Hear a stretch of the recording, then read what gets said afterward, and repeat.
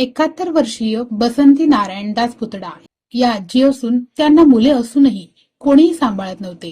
चांगल्या घराण्यातील असूनही परिस्थिती इतकी बिकट झाली की पती पत्नी दोघेही अनेक दिवस दुकानाच्या कट्ट्यावर रात्र काढत होते. आस्था रोटी बँकेकडून त्यांना नियमित अन्न दिले जात होते. मात्र त्यांची अवस्था पाहून विजय चंचोरे यांच्या मनाला पाझर फुटला आणि त्यांना देखील आस्था वृद्धाश्रमात सुरक्षित आसरा देण्यात आला आहे.